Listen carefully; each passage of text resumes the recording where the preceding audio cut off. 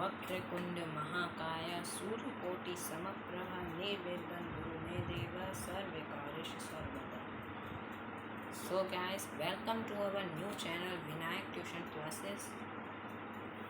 आज हम लोग आपको क्लास 7th का क्लास 8th का साइंस NCERT चैप्टर 2 पढ़ाएंगे। तो मैं सबसे पहला सवाल, मैंने ये चैनल क्यों बनाया? तो इसका आंसर ये है कि मैंने ये चैनल हमारा फाउंडेशन को स्ट्रॉन्ग करने के लिए बनाया है। मैंने ये ऑब्ज़र्व किया है कि बहुत सारे चैनल्स हैं जो 10th class, 9th class, 12th class, 11th को पढ़ाते हैं, लेकिन मैंने ये देखा कि फाउंडेशन जो है उसको कोई नहीं पढ़ाता, और अगर पढ़ाता भी है तो बहुत कम चैनल्स हैं जो यूट्यूब में फ्री में पढ़ाते हैं। बहुत सारे चैनल्स यूट्यूब में क्या बोलते हैं, ऐप्स में परचेस करने के लिए बोलते हैं बैच। अब छोटे बच्चों के लिए तुम बैच, मैंने देखा क्लास 4th तक के लिए बैच परचेस करो, ऐसा बोलते हैं। तो वही मैं प्रॉब्लम का सॉल्यूशन लेके आया हूँ। मैं आपको यूट्यूब में फ्री क्लासेस दूंगा क्लास 8th, 7th और 6th। तो मैंने अभी स्टार्ट किया है क्लास 8। अरे तो मेरे क्लास 8th से मैंने स्टार्ट किया है। वाइट बोर्ड लाने में थोड़ी प्रॉब्लम हुई तो मुझे ग्रीन बोर्ड में आप लोग को पढ़ाना पड़ा है अपनी पहली क्लास। तो हम लोग स्टार्ट करेंगे चैप्टर 2 से, साइंस के। अब कुछ बच्चे बोलेंगे कि सर चैप्टर 1 क्यों नहीं करा रहे? तो सुनो, चैप्टर 1 इसलिए नहीं हो रहा क्योंकि chapter 1 exploring the investigative world of science. देखिए, चैप्टर 1 जो है वो बहुत ही ज़्यादा इजी है और इसमें कुछ नहीं करना, बस आपको सारे चैप्टर्स के डिटेल्स पता है कि इसमें ये इन्वेस्टिगेट करना है, ये इन्वेस्टिगेट करना है, ये सब आप ये सिर्फ रीडिंग पर्पस का चैप्टर है, तो आप इसे रीडिंग कर लेंगे। सेल्फ स्टडी इसमें किया जा सकता है। Now we will start our next chapter 2, the invisible living world beyond our naked eye. What is the meaning of the invisible living world beyond our naked eyes? सबसे पहले invisible world का क्या मतलब होता है? जिसको हम नहीं देख सकते। किससे नहीं देख सकते? भाई आंखों से नहीं देख सकते, ठीक है। और इसमें ज़्यादा कुछ नहीं है। पहला यहाँ टॉपिक आपको ये समझा रहा है, आपको बस ये समझा रहा है कि हम लोग इनविजिबल लिविंग वर्ल्ड जो है जिसे कैसे देखना स्टार्ट करें, मतलब सेल्स वेल्स आगे आप पढ़ोगे। तो पहले हम स्टार्ट करते हैं फर्स्ट टॉपिक, वो है जो पीपल थे। बहुत सालों पहले पीपल्स को कुछ नहीं पता था कि आसपास की जितने भी लोग थे किसी को कुछ नहीं पता था आसपास की चीज़ों में क्या होता है। मतलब अगर ये डोर है, मतलब ये बोर्ड है, तो आप सोच नहीं सकते कि इस बोर्ड के अंदर कितने ऑर्गेनिजम्स होंगे, कितने डेड सेल होंगे, कैसे ये बना होगा, कितने मॉलिक्यूल्स होंगे। ये सब कैसे हमने देखा, ये सब हमने स्टार्ट किया। कैसे स्टार्ट किया? अब बहुत सारे लोग सर माइक्रोस्कोप से सब दिखेगा। अरे बेटा, माइक्रोस्कोप कैसे लेना?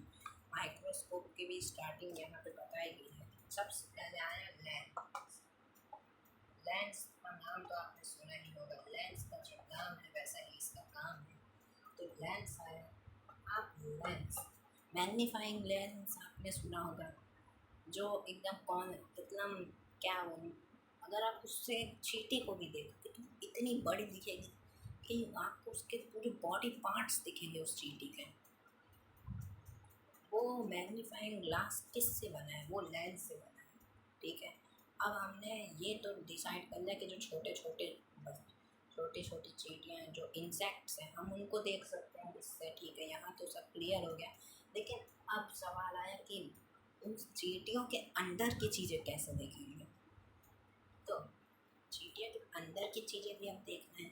तो लेंस के बाद जब साइंटिस्ट ने स्टडी किया कि अब इसको थोड़ा और इम्प्रूव करते, थोड़ा और पावरफुल बनाते हैं, तो फिर आया हमारा नया टूल जिसको हम बोलते हैं मैग्नीफाइंग ग्लास। वही जो बताया, लेंस ही तो लगे रहते हैं उसमें। को आप अभी भी जानते हो, मैग्नी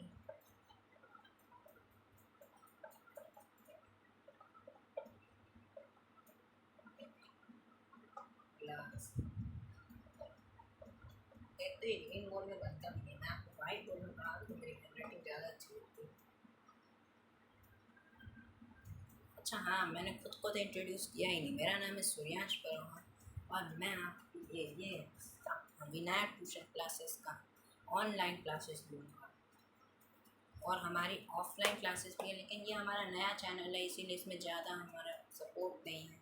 और ऑफलाइन क्लासेस जो हैं वो आपको, अगर आप इंडिया में मध्य प्रदेश डिस्ट्रिक्ट कटनी के आसपास रहते हैं तो आप हमारी ऑफलाइन क्लासेस भी अटेंड कर सकते हैं। उसकी लोकेशन आपको मैंने अपनी पहली वीडियो में भेज दी थी। मैंने एक पूरा बैनर आपको पहली वीडियो में दिखाया है, आप देख लीजिए। उसमें मैं नहीं पढ़ाऊँगा, उसमें अलग टीचर पढ़ाएगी आपको, ठीक है। तो अब मैग्नीफाइंग ग्लास आया। अब मैग्नीफाइंग ग्लास से हम लोग और भी अच्छे से देख सकते हैं लेटर्स को, जो छोटे छोटे लेटर्स दिख रहे हैं तो उनको अच्छे से पढ़ पाते हैं। जैसे ग्लोब रहता है, ग्लोब में आपको थोड़ा बहुत ऐसे कुछ ऐसे लेटर होते हैं जो आपको दिखते नहीं हैं, उनको देखने के लिए मैग्नीफाइंग ग्लास की ज़रूरत पड़ जाती है। साइंटिस्ट ने सोचा चलो ठीक है मैग्नीफाइंग ग्लासेस भी आ गए, लेकिन कुछ ऐसे भी साइंटिस्ट थे जिनको मैग्नीफाइंग ग्लासेस के भी अंदर की चीज़ें देखनी थी, है ना। कुछ ऐसे भी साइंटिस्ट थे। वो उस साइंटिस्ट का नाम मैं बोलूँगा तो उसका नाम ही इतना अजीब है, Robert Hooke. Robert Hooke, hook के बोल रहे थे, रॉबर्ट हुक, हुक ठीक है, रॉबर्ट हुक। रॉबर्ट हुक ने पहला पहला माइक्रोस्कोप बनाया, वो भी खुद बनाया, खुद के ही माइक्रोस्कोप से उन्होंने पहली बार, रॉबर्ट हुक जो है, थोड़ा चुपना पड़ेगा, रॉबर्ट हुक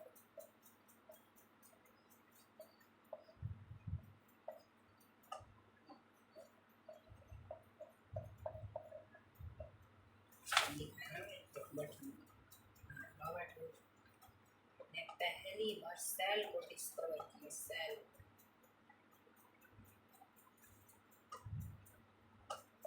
कैसे डिस्कवर किया ये बताइए।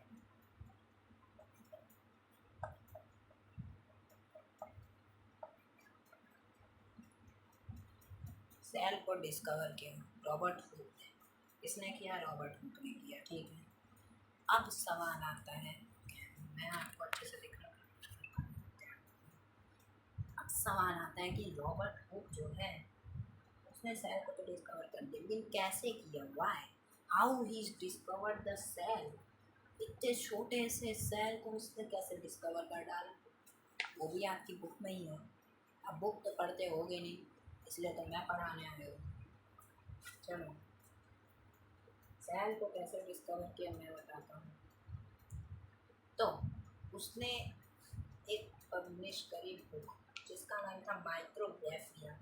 उस बुक में उसने बहुत अजीब अजीब सी चीज़ें बनाई, बहुत अजीब अजीब से डायग्राम्स बनाए। उन डायग्राम्स मतलब सेल्स के डायग्राम बनाए। तो कैसे उसने कैसे सेल को डिस्कवर किया पहले ही बता देता हूँ, फिर बात करता हूँ के बारे में। तो इसने माइक्रोस्कोप से 200 to 300 टाइम्स बिगर चीज़ों को देखना स्टार्ट किया। कौन सी चीज़ को उसने देखा? तो उसने जो चीज़ को देखा है वो था thin slice of cork, thin slice of cork, and saw it was made of many small empty spaces। मतलब उसने अपने माइक्रोस्कोप से थिन स्लाइसेस ऑफ कॉर्क को निकाला। अब सवाल आ रहा है, ये थिन स्लाइसेस ऑफ कॉर्क क्या चीज़ होती है? जो ट्री है ना, जैसे ट्री है, ट्री में ना आपको, दिस इज अ ट्री, ज़्यादा ये ड्राइंग बहुत बेकार है, ठीक है। ट्री में ये जो नहीं दिखता है, अजीब सी चीज़ें बनी रहती होती है उसकी रूट, उसी को बोलते हैं कॉर्क। उसे थोड़ा सा निकाला, माइक्रोस्कोप में तो डालना था, उसे माइक्रोस्कोप के लेंस के नीचे डाला और फिर उसने ये ऑब्जर्व किया तो उसको छोटे छोटे एम्प्टी स्पेसेस दिखे, लाइक हनी, क्या हनी कॉम कंपार्टमेंट टाइप के, उसको छोटी छोटी ऐसी शेप की चीज़ें दिखी। बैठा हुआ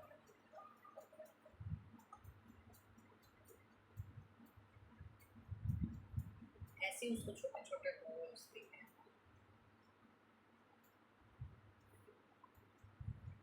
ऐसे उसको छोटे छोटे होल्स दिखे। ये हनी कॉम छत्ते, छत्ता, छत्ता से याद आया मधुमक्खी का छत्ता, उसमें नहीं रहते छोटे छोटे होल्स, उनको बोलते हैं इंग्लिश में हनी कॉम।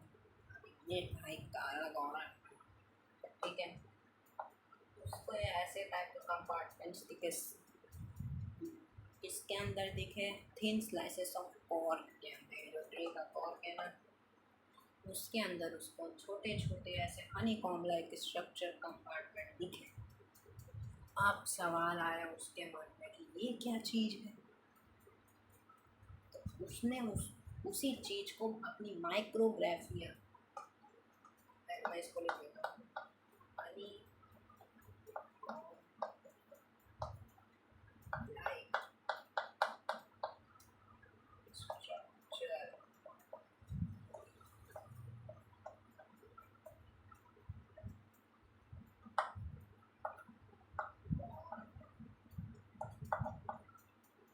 कॉर्क है भाई, कुछ और मत समझो, CORK है कॉर्क, ठीक है। हनी कॉम लाइक स्ट्रक्चर्स दिखे उसको। आप उसने इसी चीज़ को, उसने ऐसे ही स्ट्रक्चर्स को अपनी माइक्रोग्राफिया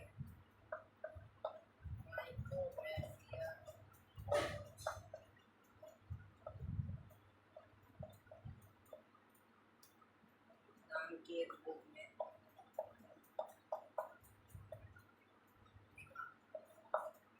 माइक्रोग्राफिया नाम की एक बुक में उसने इन स्ट्रक्चर्स को बना दिया। अब एक और साइंटिस्ट आया, एक साइंटिस्ट आता है तो दूसरा बोलता है मैं कैसे पीछे रह गया, फिर वो आया, उसका नाम जो है एंटोन, उसका नाम ही पढ़ना बड़ा मुश्किल है, एंटोनी वैन न्यूवेनहोक। इसका नाम याद करना बहुत मुश्किल है, चाहे को पूरा चैप्टर याद ना हो लेकिन इसका नाम जरूर याद कर लेना, क्योंकि 100% गारंटी है कि ये रॉबर्ट हुक और इसका भाई जरूर है, भाई नहीं समझना, इसका competitor Antonie van Leeuwenhoek, Dutch scientist, Dutch colony का साइंटिस्ट आगे बढ़ा, मेड बेटर लेंसेज। उसने रॉबर्ट हुक के लेंसेज से भी ज़्यादा बेटर बनाया अपना माइक्रोस्कोप। रॉबर्ट हुक का जो माइक्रोस्कोप था उसके लेंसेज से भी ज़्यादा बेटर लेंसेज बनाए उसने। हाँ, उसने ये डिस्कवर किया कि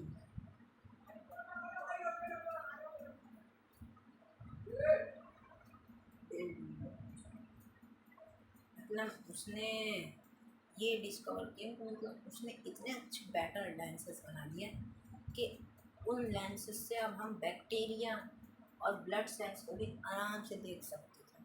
इसके लेंसेज से हमें थोड़ा थोड़ा बस दिख रहा था लेकिन सेल्स अच्छे से नहीं दिख रहे थे। ये जो हनी कॉम का सेल है थोड़ा बड़ा है, अब ये जो सेल है कॉर्क का थोड़ा बड़ा था इसलिए दिख गया इसके माइक्रोस्कोप में। लेकिन जो अपना एंटोनी को भी लिख ही देता हूँ, नहीं तो पता चले तुम लोग क्लास होने के बाद भूल जाओ, है ना, तो आदत लो जैसे तो लिख देते हैं। एंटोनी को भी कहें, एंटोनी को छोड़ो, है ना, एंटोनी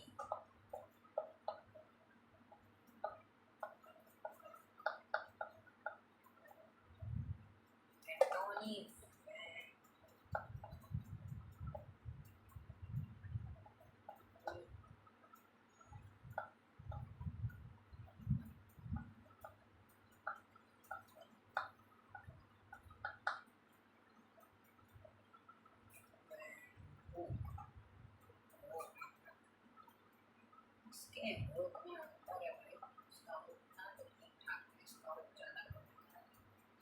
उसने क्या किया, मेड दिख रहा है ना बच्चों, made better access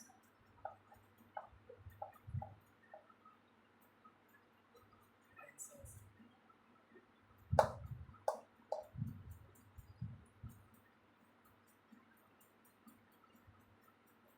made better access, ठीक है।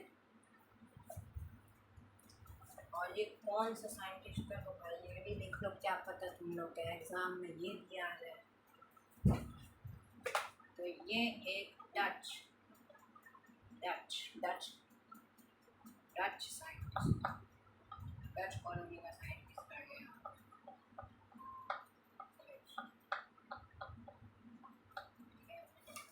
ये साइंटिस्ट था, दोनों साइंटिस्ट।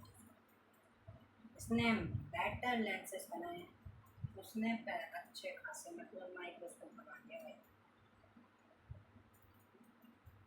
और एक चीज और इसका ये भी टॉपिक है कि इसको फादर ऑफ, इसको फादर क्यों रखते हैं, ये फादर है तो इसको फादर क्यों है।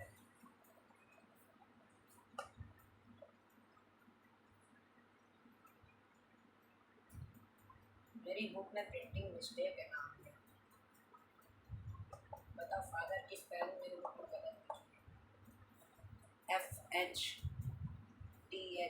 लिखी है मेरे बुक में, ए भी उड़ा दिया।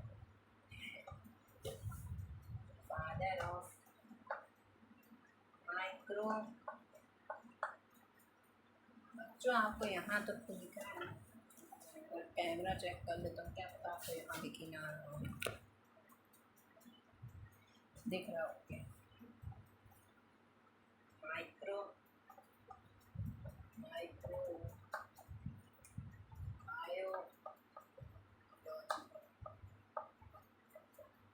माइक्रोबायोलॉजी, ठीक है। इसे फादर बोला जाता है माइक्रोबायोलॉजी का।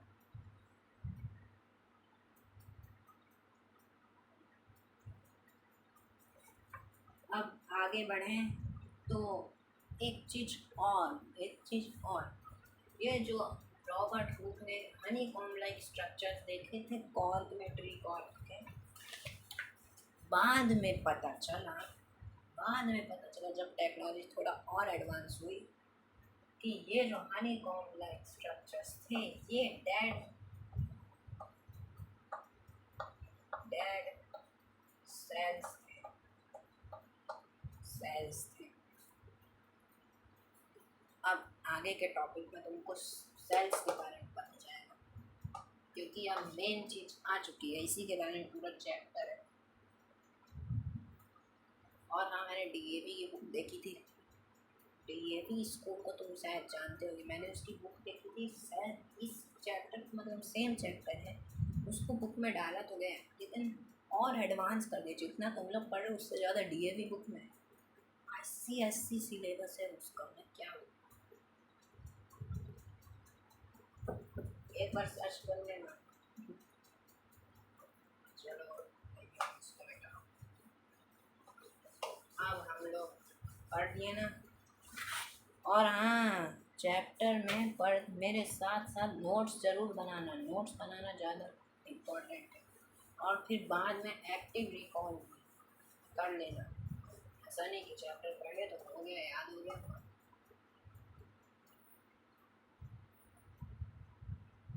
याद हो गया, ऐसा नहीं होता, एक्टिव रिकॉल चलेगा।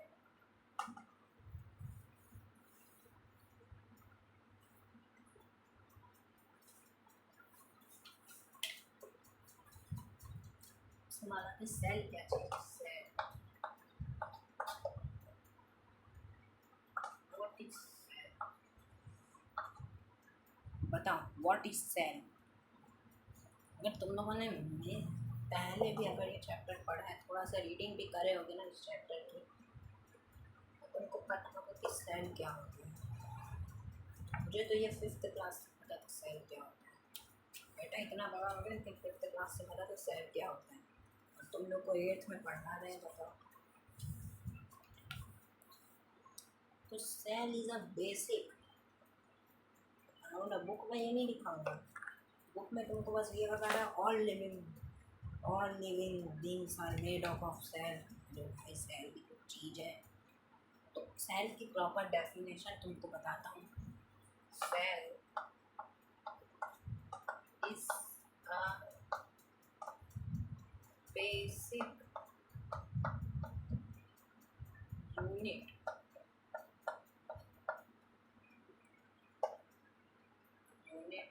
ऑफ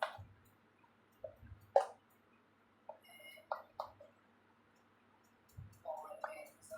ऑर्गेनिज्म क्या होता है ये तुम लोग आके वो भी समझो। और एक चीज जिसका काम क्या होता है, सेल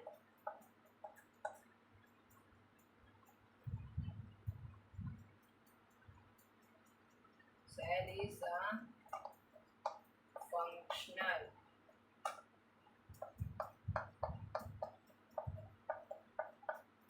and structural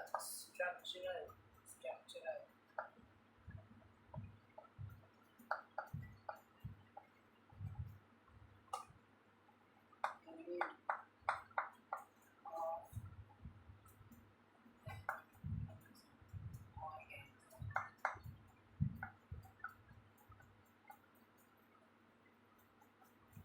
समझ में नहीं आती। मैंने बचपन में मेरा साइंस बहुत स्ट्रॉन्ग था, तो आजकल मैं देखता हूँ बच्चों का साइंस जो है वो बिल्कुल स्ट्रॉन्ग नहीं रहता।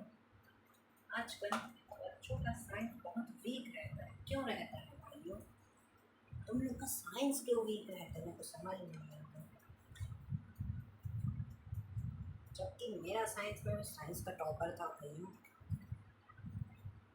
बोलोगे तो मार्कशीट दिखा दूंगा। और एक चीज़ और, मैंने ये प्रॉपर डेफिनेशन तुम लोग को क्यों दी, ताकि तुम लोग अच्छे मार्क्स लाओ। क्योंकि एनसीईआरटी में तुम लोग को एक्टिविटीज़ में फंसा देते हैं। ये देखो ये एक्टिविटी है, इस एक्टिविटी से तुमको एक्सप्लेन कर। तो बहुत सारे बच्चे ऐसे होते हैं जो एक्टिविटी को देख के डर जाते हैं। अरे भाई ये चैप्टर बहुत खतरनाक है, इसमें देख तो भाई एक्टिविटी पढ़ा रहे हैं, बड़ी बड़ी एक्टिविटी है, कैसे पढ़ेंगे, कहाँ से पढ़ेंगे। अरे भाई उनको चिंता मत करो, एक्टिविटी पढ़ेंगे। ये प्रॉपर डेफिनेशन अगर तुमने अपने एग्जाम में लिख दी, मैं बोल रहा हूँ 5 तो नहीं 3 मार्क्स, 3 मार्क्स का ये क्वेश्चन आए रही है। नहीं तो 2 मार्क्स का है, 2 मार्क्स का तो आएगा ही है, चाहे कुछ भी। गारंटी दे रहा हूँ, 100% गारंटी। अब आगे बढ़ो। अब एक्टिविटी आई है तो चैप्टर का तुम लोग चैप्टर पेज नंबर 11 खोलो। एक्टिविटी लेट अस स्टडी ए सेल। सेल क्या होता है, चलो उसको स्टडी करते हैं। तो उसके लिए तुम लोग को एक ओनियन बल्ब, कुछ बच्चे मत बोलना बल्ब क्या होता है, अरे वो वाला बल्ब नहीं, वो ओनियन लेना पड़ेगा, उसको वॉश करो। बल्ब मतलब ये जो ओनियन है,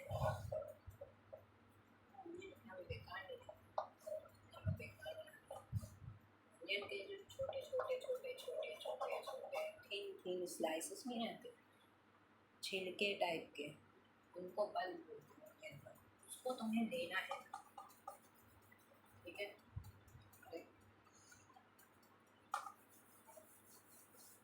उसको तुम्हें लेना है, ओके।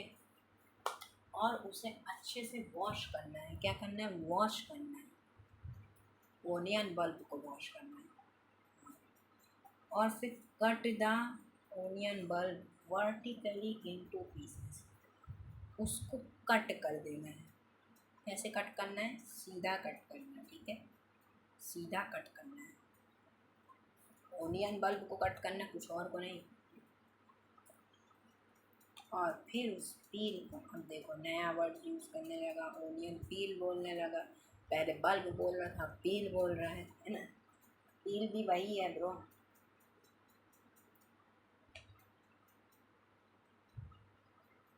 अरे सॉरी सॉरी, मैं तुम लोग कुछ और पढ़ रहा था।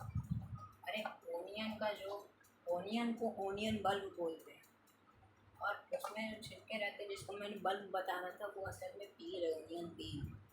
सॉरी, गलती से टीचर से मिस्टेक नहीं होती क्या, तो ऐसे चढ़ बैठती हूँ। ओके, अब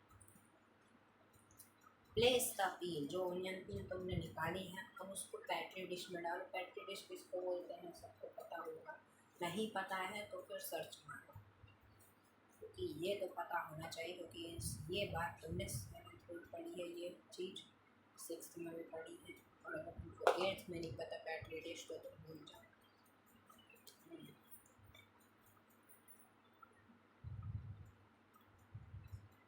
ये तुम्हें a few drops of saffron डालना है। सैफरिन क्या होता है, ये क्या नई चीज़ है ना, ये एक रेड कलर स्ट्रेन है, मतलब एक केमिकल ही समझ लो, रेड कलर का होता है। किस कलर का होता है, रेड कलर का होता है। याद रखना है, सैफरिन किस कलर का होता है, रेड कलर का होता है। किस में डाला, ओनियन पील में डाला। Okay, only for 30 seconds. उसके बाद वो एक पिंकिश कलर तुमको देगा। फिर ओनियन पील का जो कलर है वो पिंक हो जाएगा, और उस पिंक कलर के बाद तुम आराम से सेल्स जो हैं उस ओनियन पील में, उनको देख पाओगे। गारंटी है ये मेरी। अब मैं एक्सपेरिमेंट तो नहीं करा सकता, इसलिए बोल के ही समझा रहा हूँ। With the help of thin brush, transfer the onion peel to another petri dish containing water to rinse the peel and remove extra stain. अब उस ओनियन पील को एक ब्रश से, एक थिन ब्रश, मतलब बहुत छोटे से ब्रश से, ब्रश से मेरे को कुछ याद आया है,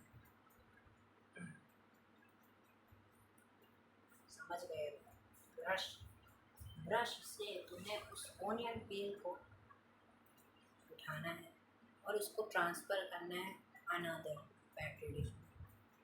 पेट्री डिश में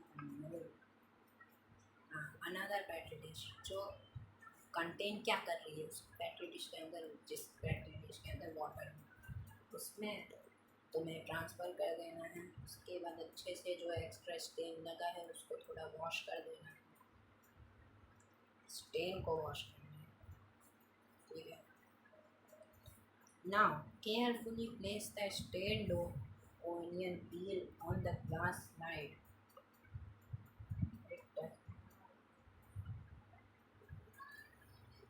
अब उसी थिन ब्रश से तुम्हें उस ओनियन पील को केयरफुली, फोकस के साथ, फोकस, फील एंड फेथ, ज़्यादा हो गया, फोकस के साथ तुम्हें उसे उठाना है, ट्रांसफ़र करना है, फोकस के साथ ट्रांसफ़र करना है। अनदर ओनियन, मतलब अनदर एक क्या स्लाइड, लास्ट स्लाइड में उसे रख देना है, जिस स्लाइड से हम लोग माइक्रोस्कोप से टेस्ट करते हैं। अब आइडिया सुनना है, उससे तुम्हें एक थिन ब्रश से उसे उठाना है, उसके बाद स्लाइड में रख देना है। अब टेस्ट करेंगे माइक्रोस्कोप से, उसके पहले भी कुछ करो ब्रो। ग्लिसरीन, जो ग्लिसरीन रहता है ना, put a drop of glycerine over the onion peel on the slide. उस स्लाइड में एक 2-3 ड्रॉप डाल दो ग्लिसरीन का, ठीक है। अब ग्लिसरीन किस कलर का होता है, ग्लिसरीन किस कलर का होता है, तो बेटा ग्रीन कलर का होता है। किस कलर का, ग्रीन बोला, ब्लू कलर का होता है। किस कलर का होता है, ब्लू कलर का होता है, गारंटी दे रहा हूँ ब्लू कलर का होता है। बुक में नहीं दिया लेकिन मैं बता रहा हूँ कि वो ब्लू कलर का होता है। ग्लिसरीन डाले, उसके बाद तुम्हें सेल्स अच्छे से दिखने लगेंगे, एकदम क्लैरिटी के साथ, बेटर विजुअलाइजेशन तुम कर पाओगे सेल्स का। उसके बाद यूज़ ब्लॉटिंग पेपर, उसके पहले ही कुछ करना है। Slowly place a cover slip over the peel using the needle such that no air bubbles get trapped.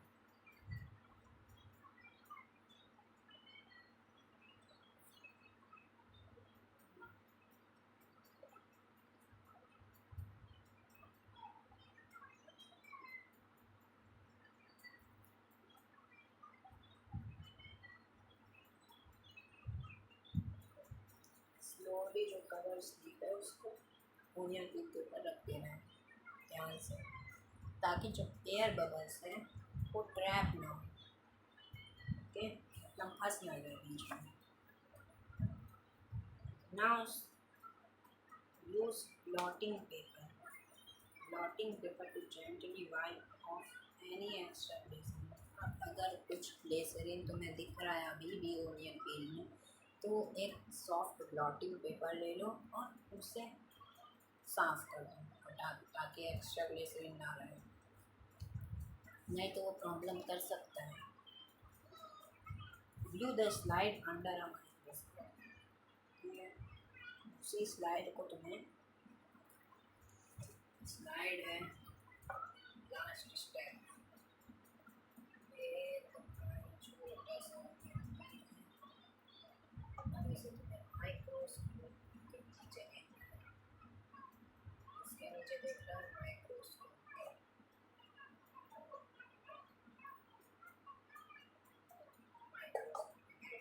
बेकार है, ठीक है, क्योंकि मजाक नहीं रहेगा, तो मजाक रहेगा उसको घर में आके करके माइक्रोस्कोप से जब आप नेक्ट आइस से तुम देखोगे,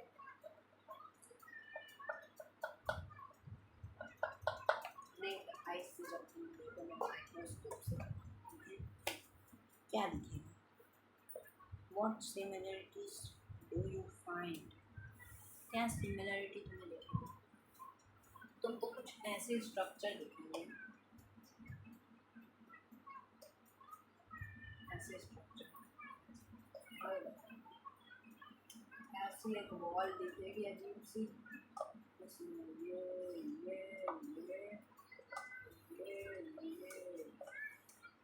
मतलब ब्रिक टाइप के, तुम्हें थोड़ा ब्रिक्स टाइप का नहीं लग रहा? जैसे बहुत सारे ब्रिक्स हैं, ब्रिक्स टाइप का लग रहा है, बहुत सारे ब्रिक्स हैं, है ना, एक साथ जॉइंट है, ऐसे टाइप का तुम्हें सेल्स दिखेगा। सिमिलर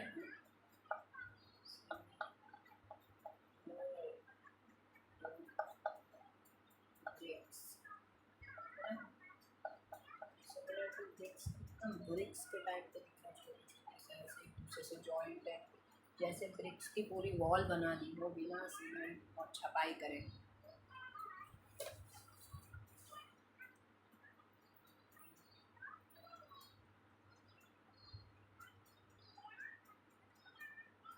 लेकिन ये जो एक्सपेरिमेंट था, ये बेटा प्लांट सेल, ओके, हमने अभी प्लांट सेल का एक्सपेरिमेंट किया है। एनिमल सेल का जब करेंगे ना, एनिमल सेल का एक्सपेरिमेंट, तो इससे ज़्यादा खतरनाक रहेगा। उनको डराने की कोशिश नहीं कर रहा, बस बता रहा हूँ एनिमल सेल्स में।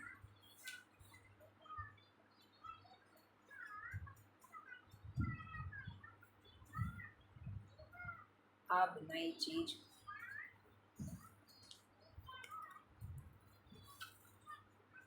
आप तुम्हें नई चीज करना है, अपने माउथ को अच्छे से प्लेन वाटर से धो लेना है। Just wash your mouth with an clean water. बच्चे सोचेंगे ज़्यादा इंग्लिश मत जानते हैं। Use the blunt end of a clean toothpick and gently scrape the inside of your cheek गाल, उसके अंदर तुम्हें टूथब्रश ले लो या फिर टूथपिक ले लो, टूथपिक ज़्यादा है इसका, टूथपिक से थोड़ा ये जो चीक के अंदर रहते हैं ना मुलायम मुलायम सा, उसको टूथपिक से थोड़ा सा बस खरोचना है, कुछ ज़्यादा नहीं करना है, खून वून नहीं निकलेगा, ज़्यादा डरना ही है। No blood loss. जो भी चीज़ तुम्हें खरोचने के बाद निकलेगी वो है चीक सेल, वो एक सेल है। अब जो ह्यूमंस होते हैं वो एक एनिमल्स कैटेगरी में लिए जाते हैं ह्यूमंस को, तो वो जो सेल है वो एक एनिमल सेल ही कहलाएगा। क्या है वो सेल? Cheek cell. अब now place the scraped material, जो भी मटेरियल तुम्हें मिला, in a drop of water on a clean glass.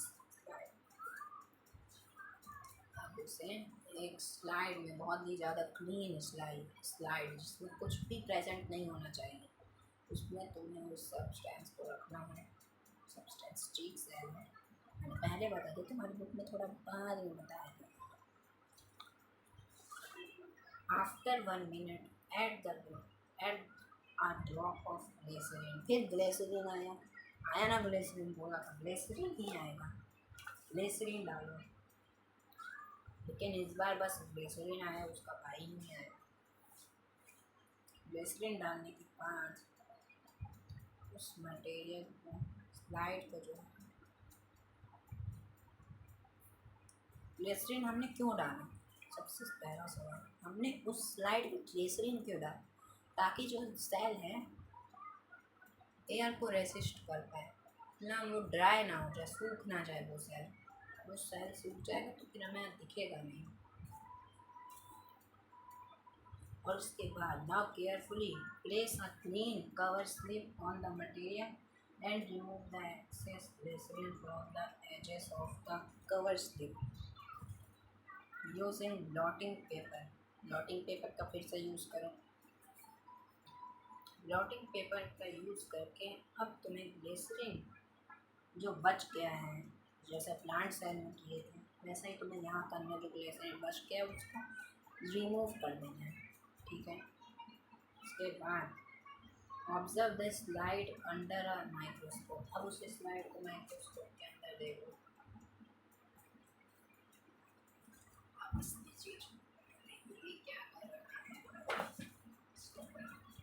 ये समझ लिए ना?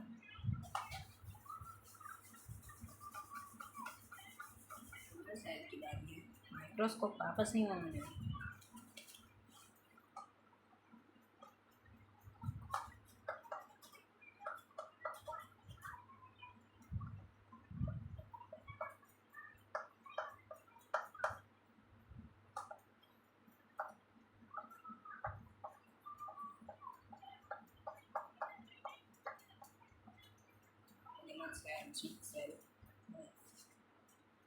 अब जब तुम माइक्रोस्कोप से देखोगे तो तुमको ऐसी चीज़ें, ऐसे ऐसे अजीब से डायग्राम्स दिखेंगे, पैटर्न्स,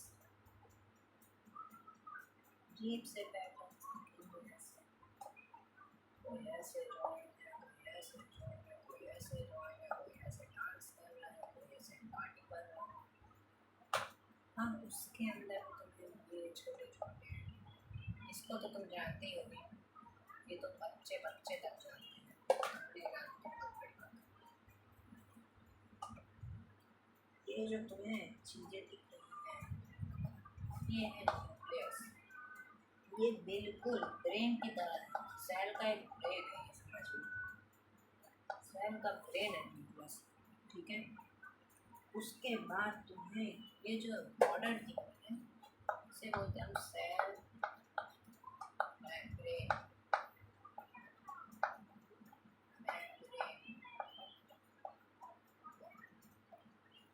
और ये जो तुम्हें बाकी का हिस्सा दिख रहा है, ये साइटोप्लाज्म।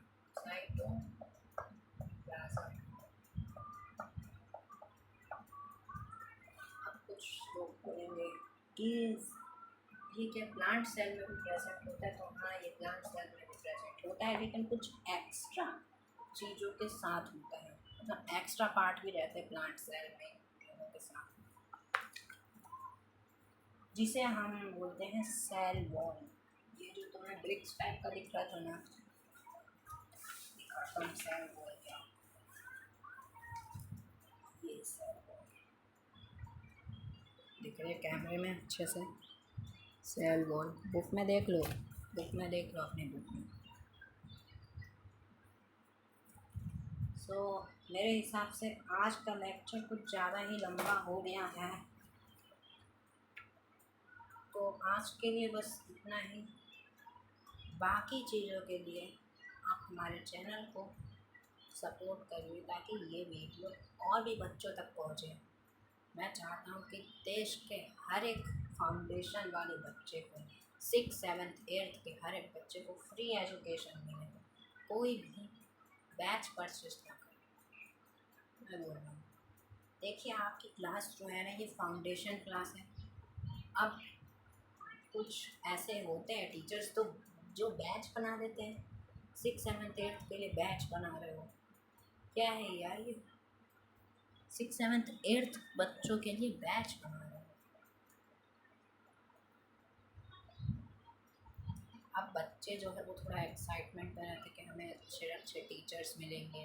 उसके बाद जब पेरेंट्स से पूछते हैं तो फिर पेरेंट्स मना कर देते हैं, बोलते हैं तुम होम ट्यूशन करो, तुम्हारे लिए होम ट्यूशन करा देंगे, तुम ट्यूशन जाओ, 3-4 ट्यूशन जाओ। I understand everything.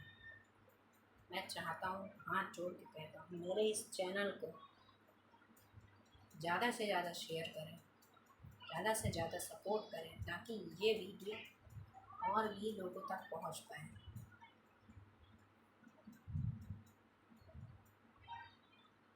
जय हिंद, जय भारत।